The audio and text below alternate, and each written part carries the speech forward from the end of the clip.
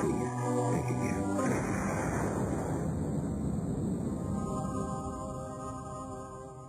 know, I think these adverts are terrifying. We can go overnight to Texas where we can join Ken Goldberg. Ken runs the Dallas-Fort Worth gun range. Good morning, Ken.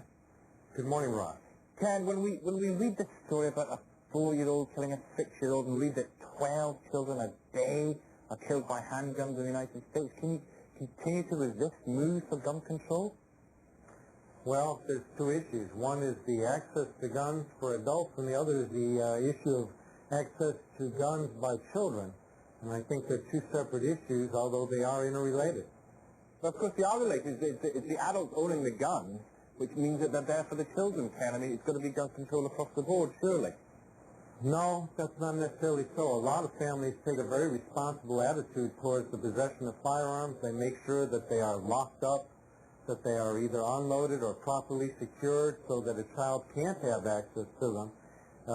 It's a matter of taking responsibility in your own home from your own children or other children that may come into your home. The people who often own the guns, the adult population, that's a separate issue.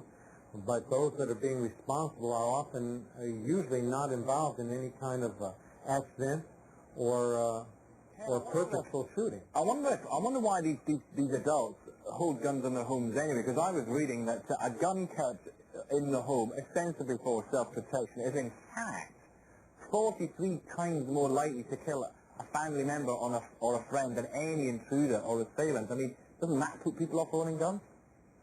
Well, we got a mental health issue, and that's that people who are in the throes of some sort of passion often will commit a crime against somebody close to them.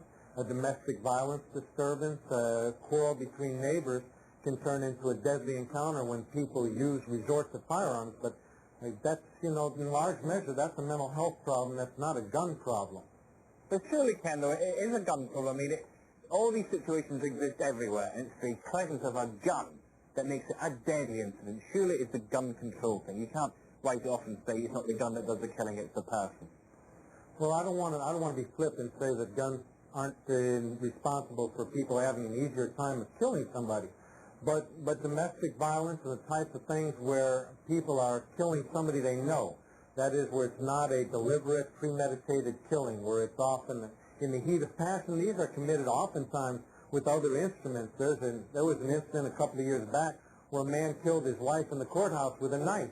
He got through security, and his wife got a restraining order against him, and then in front of bailiffs and everybody else in the courthouse, he was able to kill her while he was... Just to bring it, I appreciate, anything can kill, but just to bring it back to guns, if we look at the roll call of deaths in the United States from guns, the 12 children every day who are killed by guns, isn't that worth giving up guns for, to stop statistics like that?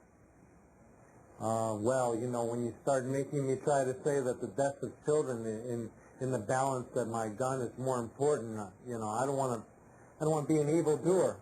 The problem is that giving up guns is not so readily done. It's not been readily done anywhere in the world, including in your own country. People are struggling to hang on to their guns despite the fact that there are very strict laws. Could we go in and could we take handguns away from everybody? I don't even think that we'll ever go back to the point through any type of legislation where we're going to take the guns away from the people. So it's not really in the realm of possibility. So what's possible? Education, safety education, training education, mental health intervention.